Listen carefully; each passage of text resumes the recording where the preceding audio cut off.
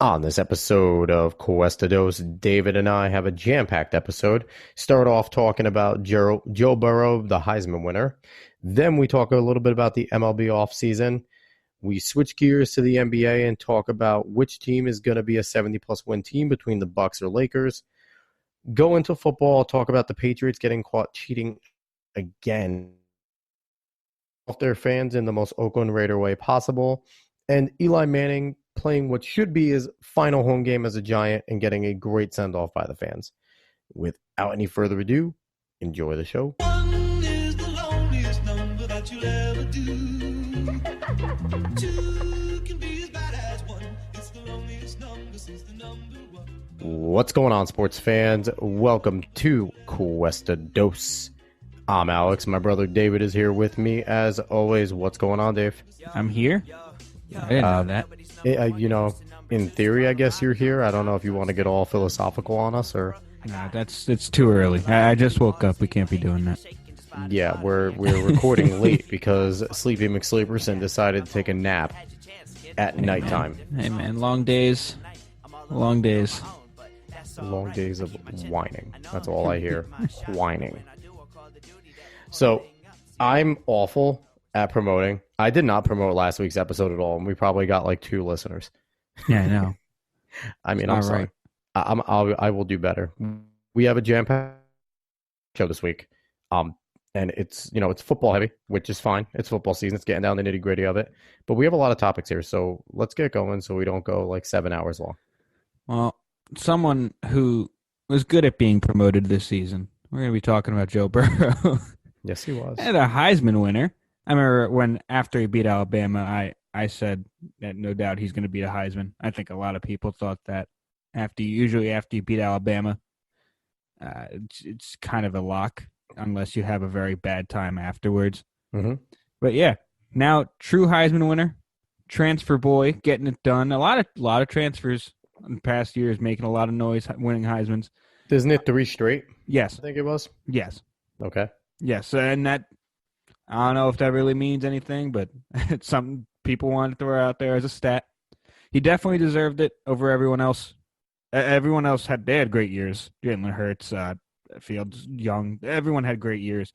But Joe Burrow did the most on that team. He's terrifying coming from LSU, and he's probably going to be terrifying in the NFL.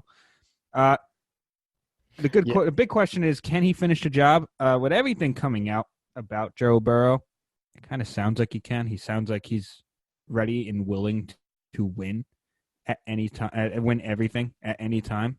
I don't know about you. I don't know what you think, but he sounds like just a consummate professional, and he's very able to win the national championship. Yeah, he definitely sounds like the real deal. He sounds like a kid that has his head on straight. That I didn't watch the speech. I was at a bar at my union Christmas party, so I was unable. I saw him win it, but I wasn't able to listen to him. You chose not to listen to his speech because you're you, but we did hear a lot of good things. I think, he really gave a lot of credit to everybody else. And in a moment when he could have definitely taken a lot of things and, showered himself with praise. From everything I read, he gave praise out to every single other person that's ever existed in his life besides himself, which just goes to show that he's a leader of men. He understands the situations. Now, I have to ask, lately to me, the Heisman has not been the best player in college football. It has been the best player on the best team. That begs the question to me, should we start looking at the Heisman differently? Should it not be the best player in the nation? Should it just quite literally be the best player on the best team, and that's what we're going with? I don't know. The Heisman's always been a very, very good award to get, because even if let's say you don't translate into the NFL, you're always a Heisman winner. You're always part of the Heisman club. And I understand what you're saying. It kind of seems like that, but we don't know what's going to come out in the next years. And I mean, Joe played extremely well this season. And when you're playing very well, especially when you're on one of the best teams, you're going to get the spotlight more, and it's going to be seen more. I mean, honestly, the only person I might have given it over other than him is probably, it could have been Chase Young, but he was suspended. But it could probably Jalen Hurts because of how Jalen Hurts played in Oklahoma. I'm not going to lie. I didn't like Jalen Hurts at all in Alabama. Didn't think he was that good. But he proved me wrong in Oklahoma. I mean, he switched programs and still played very well. I can't say he's not at least a good college quarterback.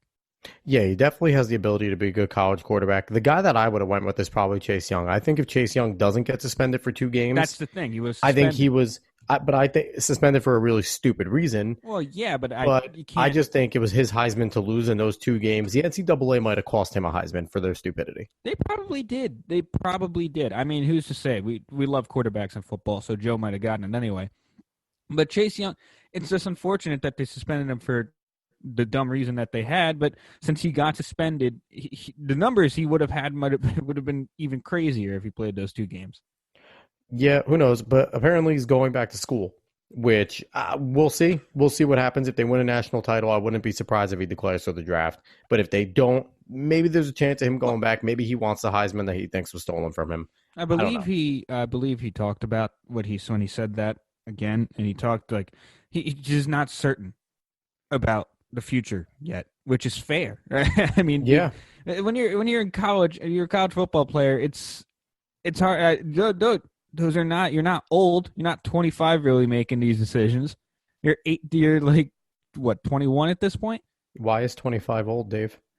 Older. You have more years. I'm just saying. You just have more years under your belt. You have more experience. You have more of like you can sit down and think about these things. And it's difficult to think about going to the NFL and signing these big contracts and everything. So I understand if you have the time to stay back a year, and especially if you love your team and you love your school, you might want to do that and then go to the NFL. It's always a tough decision, especially when you're that young. It is. But we're going to transition to people that now have some certainty in their lives. At least most of these people we're about to talk about. We're switching to baseball. Free agency is under full swing. It's been pretty exciting. And you last week, we talked about Steven Strasburg, and you said you guaranteed that Cole's going to get his mega deal the moment we get off the podcast. And it wasn't the moment we stopped recording, but it was pretty damn close. No, it wasn't that long after. Wasn't that long, so your prediction was pretty right. I'm going to run down kind of the big names that have fallen in, for not fallen, but have been claimed in free agency, plus 1 trade. So here we go. Garrett Cole to the Yankees, 9-year, $324 million mega deal. It's the richest deal in the history of pitchers. It's a ridiculous deal.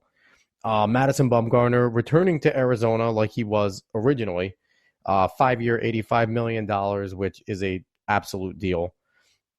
Didi Gregorius got stolen by the Phillies. I hate the Phillies. They only give him 1 year, $14 million, so the reunion with the Yankees is there in a year. I hate you, Phillies. Corey Kluber was traded to the Rangers from the Indians for 2 first-round picks, 2 high farm picks. Good move for the Rangers. I don't know what the hell he's going to do down there in Texas, but it's a good move for them, I guess. Yasmani Grandal got a big deal, 4-year, $73 million deal from the White Sox. That's a deal that I think was highly reported, but under the radar at the same exact time. Anthony Rendon signs a 7-year, massive $245 million deal with the Angels to the chagrin of the lone writer for Sports Opinions podcast, Kyle Doctor, who really wanted him on the Braves. And Zach Wheeler signs a 5-year, $118 million deal with the Phillies. Again, I hate you, Phillies, but I don't care about Zach Wheeler. Dave, which one of these, besides Garrett Cole, we'll talk about him, which one of those besides Cole jumps off to you? Rendon and Mad Bum. Well, I'm giving you 2 because I don't like listening to rules, but Rendon kind of said, I mean, you got a huge deal. Obviously, K-Doc doesn't like it because he's not in the Braves, but he got a huge deal. And it kind of seemed like I didn't care about jumping away from the Nationals that quickly, huh? He didn't care about that, and he also, LA was in the mix, the Dodgers, and he was kind of like, I don't care what they give me, I don't care what they offer me, I'm not about that Showtime life. Yeah. He really cast some spurs over at the Dodgers, and I don't know, I feel like that was kind of mean, a little uncalled for. A little bit. And hey, man, listen, a lot of people like Rendon. You can kind of see why, if kind of being a little mean. Everyone likes a person that's a little mean. But can we time out real quick? He said no to the Dodgers, but then went to the Angels. Anaheim of Los Angeles of Anaheim. They have LA in their name. Oh, I know.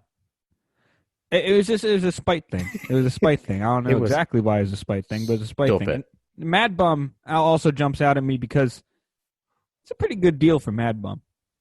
I thought he would get more. Yeah, exactly. I thought he would get at least $100 million, Yeah, but I and, was wrong. 5 years is this was very team friendly to Arizona. Exactly. And Madison Bumgarner still has a lot of good years left in him. I think he's just turned 30. He's 29 or maybe Yeah, no, just it's turning like 30. especially with the market out there for pitchers, I thought Mad Bum would at least get $100 million. The fact that Zach Wheeler got more than Madison Bumgarner, both 5-year deals, it's a little ridiculous considering Madison Bumgarner's a World Series champion and a horse. So, and Zach Wheeler hasn't proven anything. It's whatever they agreed to, my man. And the Phillies, I feel like were a lot let down last year. I hate the Phillies. I know that, but I'm just saying, with the way the team that they built, they felt like they should have at least made the playoffs, and I feel like a lot of fans were disappointed last year. So they're going to make these huge moves and dole out the money that they can because they want to make the playoffs this year and not be a disappointment again.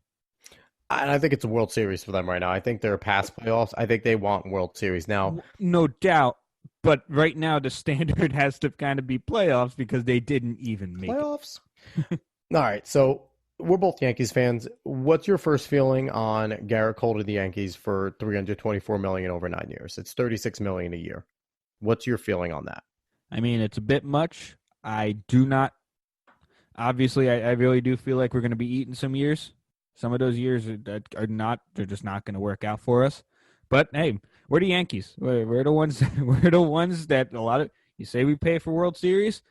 Hell, I'll pay for World Series if they're going to come to us because of this. Then whatever. But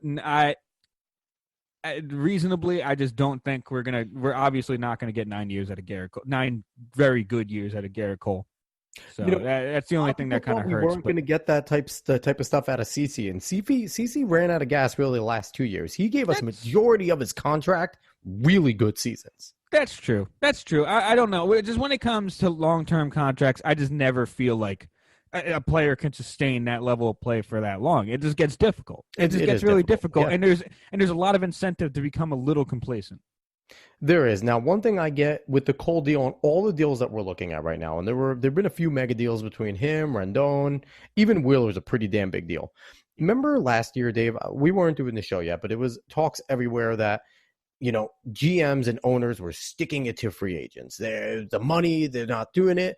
The mega deals we thought they were going to be there weren't there, blah, blah, blah, because the guys are so big. And I'm looking at this year and I'm going, the money's getting thrown around again. All that tells me is the free agents of the last 2 years just weren't valued. These guys are valued and they're coveted. It was more media hype than anything over the last few years for the free agents. And it just tells me that the Yankees and other teams still aren't afraid to throw around real money. It's just that they need to have the players that they believe in. Brian Cashman did not believe in any of the guys that were on the market the last few years. So he didn't throw the money at him. He believes in Garrett Cole, $324 million, the Steinbrenner sign off on it. So that's what I really get out of all of it. And I'm okay with Garrett Cole getting all that money. It's the market. That's it. Bottom line.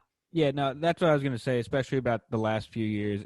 We know markets fluctuate, things happen, and you might find yourself in a different position than you were last year, so you have to throw more money. I mean, Yankees, we feel like there's no reason we shouldn't be making the World Series. Like, we hate losing, especially when it comes to the final of the championships right before the World Series.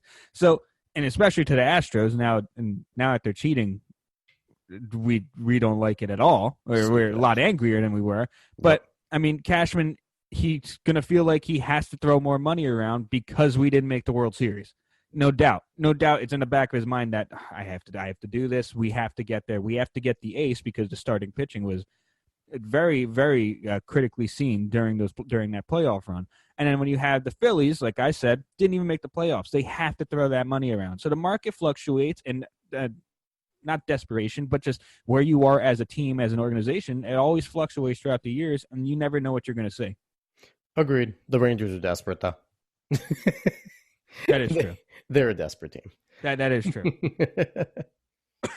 All right.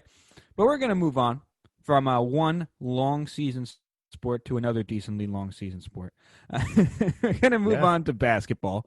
And this is one I threw in there because I don't know if everyone's been noticing, but we have two, I don't want to say possible 73-win teams, but we have two teams on a very good stride to 73 wins.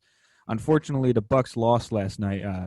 making this topic a little harder to talk about. I don't know We why could be he lost. fair, 70-plus win teams. I think that will be a little more fair than 73 specifically, but 70-plus win teams. No doubt. 70. We'll do ridiculous. that. 70-plus win teams. I just don't understand why the Bucks lost to Luka-less Mavs. But anyway, we have the Lakers and the Bucks playing extraordinarily well. Yep. I feel like one team, we kind of expected it from last year, the Bucks. We expect something great from the Bucks because the Bucks were ridiculous last year. And we knew they were a cohesive group. They're basically the same. The only one that left is Brogdon. I mean, that's kind of big, but you still have Giannis playing out of his mind, and you still have the full team. Bropez is doing his thing there. But you still have the full team there. Like, Brogdon was the only real one that's really missing. The Lakers, I want to say we expected them to be good, but I don't think we expected them to be here at this moment. Yeah. Yeah, at this moment, we didn't expect, what are the Lakers, 24-3? The Bucks are 24-4 now. 24-3, and I think going to be 25-3. I don't know what their score is. But, it's interesting because I expected the Bucks to be good. I expected the Bucks to be on this sort of track. Like you said, they have the reigning MVP. They were one of the best teams in the league last year. This is where they're supposed to be. What we've seen when LeBron travels to teams, especially to make these mega teams, is there is a kind of grinded out moment in the beginning. There hasn't been that. The grinded out moments have just been some close wins, but they've won.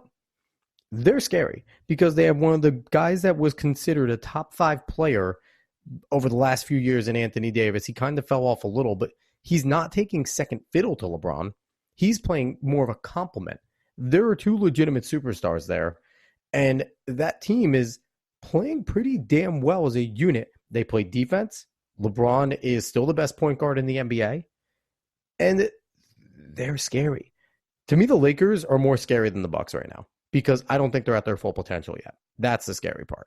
And yeah, no, they're definitely a very scary team. And I mean, I know coming into the season, I saw all those memes about Anthony Davis going to be the next spot-up shooter that LeBron creates, but he's anything but that this year. You could see that. He's dominant whenever he needs to be. His defense is out of this world. I know he wanted to be the defensive player of the year, and he might just get that.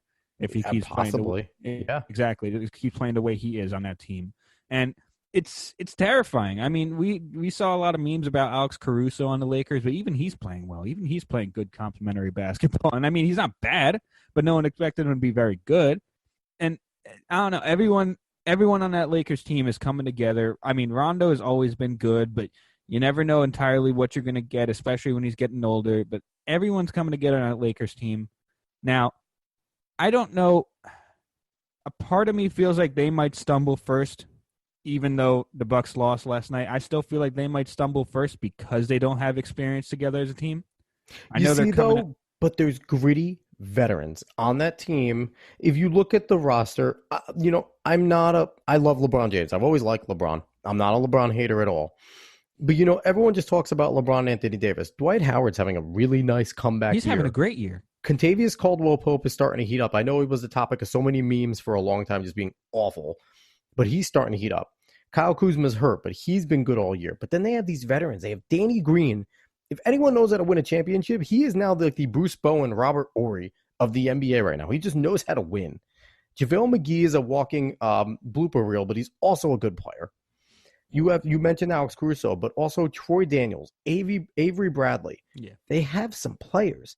And Boogie Cousins is still could come back at some point if they make a long run. This is a roster that's meant to go the long way. And even if they do stumble, they have enough talent there that it's not going to be – I don't think they're going to see a 3-loss stretch by this Lakers team at all this year. I think 2 losses will be a lot. I don't know. We'll have to see. We'll have to – I mean, yeah, it's a great team, but you never know exactly what happens, especially during the middle of the season. I just think – that since they haven't been together for a long, long time, that maybe at some point it might fall out a little bit. You might see a 3-game losing stretch, or you might see them losing every other one or something like that for a small amount of time. My thing is, I do believe they'll care about that, but I don't believe they'll care about that as long as they're in a good position in the playoffs in order to make that playoff push, because I feel like that's going to be the biggest thing on their mind. Now, one thing I saw LeBron said, and LeBron has been, the last few years has been super dedicated to being on the floor. And that's one thing that I don't think we appreciate with superstars enough. He was asked about load management again, and he pretty much was like, man, if I'm healthy, I'm playing. There ain't no load management with me. I'm not going to sit out if I'm healthy. There's no reason to do that. If I'm healthy, I'm playing. But you don't see superstars say anymore. What is it? 2 years ago, he played 82 games. Last year, he was hurt. But it looks like he's on track to try and play 75, 80 plus again this year. It's pretty ridiculous that he's in his 17th season, and he's the one balking at load management. If you can't appreciate the guy for anything else, at least appreciate him for wanting to be on the floor and just wanting to play. Oh yeah, no, you gotta appreciate that, especially because fans go to the Lakers. They want to see LeBron. Obviously, they want to see Anthony Davis too now and everything. But you want to see LeBron as a Showtime Laker. I want to see LeBron. If he comes to play the Nets, I want to see LeBron. Yeah, exactly. I mean, I could talk about load management for a whole podcast, and it's a lot of different things about it. But we'll leave that for another time because that'll take way too damn long. But I know you asked here whether this is a definite finals matchup or a potential finals matchup between the Lakers and the Bucks. I can definitely see it. I think no matter what, it's going to be very tough for both teams to get there. But right now, I think they're the best teams in both conferences. I mean, you might want to say the Clippers, but you have good reason to say the Clippers. But with the way the Lakers are rolling right now, I can see them going to the finals easily. I could see the Lakers getting there easily. The only thing I think stopping them is injuries. Yes. I really see the Bucks having some trouble with the Sixers. If they can get it together, I know the Nets beat the Embiid-less Sixers and they didn't look great. But if they can get it together, if Embiid is chugging, Ben Simmons is a big body. He could definitely give Antetokounmpo some problems when he covers him. And then no one in the league, besides the Lakers possibly, has an answer for Joel Embiid. And then Al Horford backing him up. That's a team that I think can give the Bucks a fit if anybody does. They can, but seeing as how the Sixers' biggest weakness right now is generally, honestly, just shooting in general. Not even just three-point shooting. Their mid-range isn't very good either. Yeah, they lost J.J. Redick. Tobias Harris is playing very well, though. He is their mid-range threat. But Toby is like their only shooter. That's the thing. Like he's their only consistent shooter, and you can't just have one of those. Like Joel can go off, and he can play very well, but he's not very much of a shooter either. I mean, we know Ben's not a shooter. He's trying more, which I appreciate, but he's not a shooter.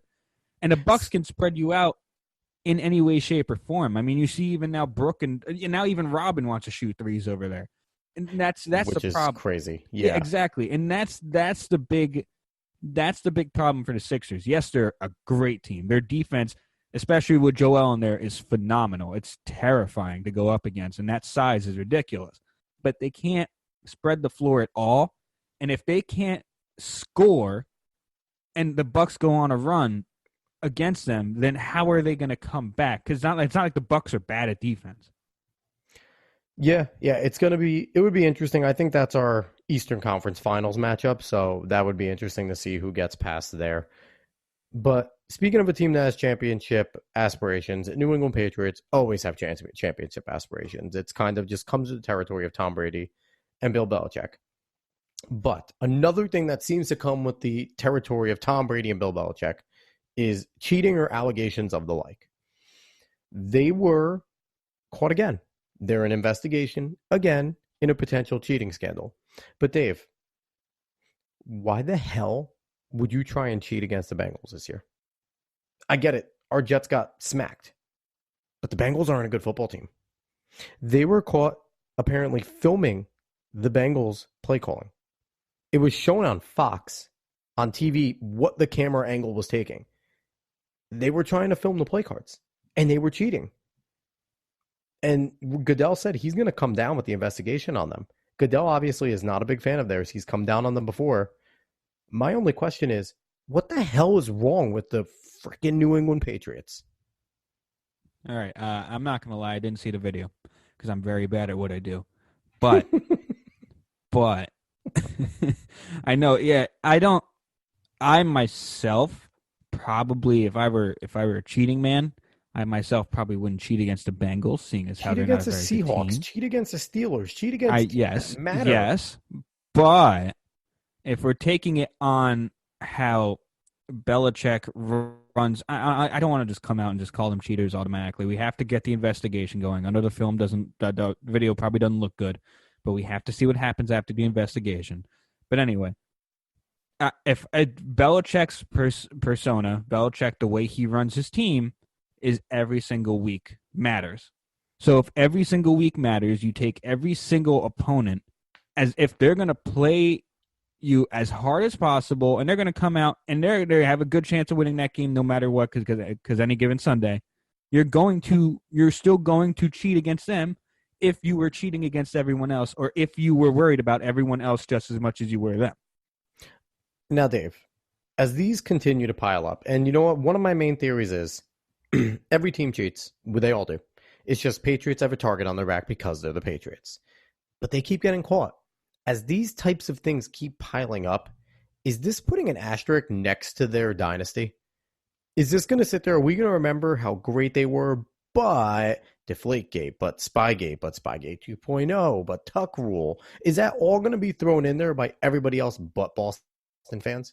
Because we don't remember the Joe Walsh Niners that way. We don't remember the Jimmy Johnson Cowboys that way. We don't remember other great dynasties in that way. The Chuck Noll Steelers, we remember them for being great franchises, gritty as all hell, well-coached superstars. Are the Patriots going to remember that way? Because none of those teams were embroiled in scandals throughout their dynasty like the Patriots have been. I do not think they're going to be remembered that way, mainly because, I mean, look at it now. We went over Spygate. We went over Deflategate. I mean, Spygate was much bigger than Deflategate, I feel like, and that warranted much more. But, I mean, even looking at this one now, no matter what, even if they did do it, we come down. Everyone hates the Patriots in the first place, so everyone comes down, whether it's true or not, whether how bad it is or not. And every Boston fan can just claim that you're a Patriots hater and you hate the dynasty, and that's why it happened. And then most of the time, I mean, Goodell is probably going to come down with this investigation. He's not going to get that much from it. He's still going to do something to the Patriots that's going to make Boston fans even more aggravated and just say the whole league's a bunch of Patriots haters, no matter whether they did it or not. And then there's going to be no 30 for 30s on this. There's going to be no documentary on whether or not like Spygate, Deflategate, whether or not it mattered or not. What's gonna happen is we're gonna see documentaries coming out about that dynasty, about what went on between Belichick, Brady, and Kraft, about how they were able to plug people in and win the championships anyway. Maybe there'll be asides about the cheating. They'll be like, oh, they were caught doing this, but nothing was conclusive, or it just happened for a little bit and they got this punishment. But I do not think we're gonna have that history remembered like this at all. I really don't. Hey, Jackie McMullen. Hey, Bill Simmons. Where you at? Where are you guys at? You did great piece with Kyrie, Jackie. Where you at? Freaking homers. All right, but we're going to move on from an organization that is loved by its fans, at least, to an organization that doesn't even feel like it's loved by its fans right now. They shouldn't be. Oakland. Not right now. Oakland was up, I believe, at least 16-3 at one point against the Jaguars. Mm-hmm. And they ended up losing. Now, there was a controversial call. Honestly, not really controversial. He slid before going out of bounds, but he was called out of bounds, stopped the clock, gave the Jaguars even more time to come back, and they ended up coming back and winning in the final game in Oakland. Minshew Mania. Yeah, you like Oakland could have sent off their fans as happy people. They won the last game in Oakland, but they couldn't even do that. And now they're going over to Vegas. I don't know how much I like the Vegas move. I don't know if Vegas can keep anybody there to be very happy about having a football team. I hate the Los Angeles moves. They're away games every time. But I don't know if Vegas is going to be able to muster up any home audience as much as Los Angeles does, or more, honestly. Yeah, Oakland fans were so happy with them, they were throwing garbage on the field. So that's how happy they were about the teams playing the final game and their move. Yeah. One thing I do have to say about Vegas, everyone questioned the Vegas Golden Knights, the expansion team from the NHL. That is true. They had a fantastic fan base, but one thing that Vegas Golden Knights Vegas also won. They won. But we have seen John Gruden has been crafting this team to win. He is right now the right coach to bring over with this Vegas team. Because no one expected the Raiders to be in the playoff hunt this year. Everyone was laughing at John Gruden and all of his moves and his million draft picks. And he set up this team. Yeah, they floundered as of late. They're not in the playoff hunt anymore. But in the middle of the season, they were right in the thicket. That team is maturity level away from being a playoff team. So the move to Vegas might not be as foolhardy as we thought it was initially, especially with the NHL experiment being a success. Letting the team come back at the end, letting a Jaguars team that's not very good come back and beat you after you have a 16-3 lead, not a good look to leave. Not a good look, Dave. But overall, we'll see. Not a good look. The Vegas experiment could work. It could work. It definitely could, but they're going to have to start winning soon. But no, it's not a good look, but I feel like if you ask an Oakland fan, it might be exactly what it was these recent years. That loss represents exactly what Oakland was these recent years. Yeah, but we shall see how that goes out. Now, one player is potentially played his final home game, should have played his final home game on his team. Eli Manning ended up having a solid Eli Manning-esque game. It was as Eli Manning as you could be in a win against the Dolphins, who it's not the crappy Dolphins anymore. Dolphins have been playing much better football as of late. Ryan Fitzpatrick has that offense moving. So I think it was 36-24. Eli's stat lines I'll go over in a second, but Saquon tacked on 2 touchdowns to help them in the win. Eli, it was very Eli. 20 of 28, 283 yards, 2 touchdowns. That was the good Dave. He also threw 3 interceptions. But he got a standing ovation from the crowd. He kind of just ran in. No one gave him a curtain call because he's been very wishy-washy about whether or not he's going to retire, what he wants to do next year. He's got to know he's not going to be on the Giants next year. So it's either retire or play somewhere else.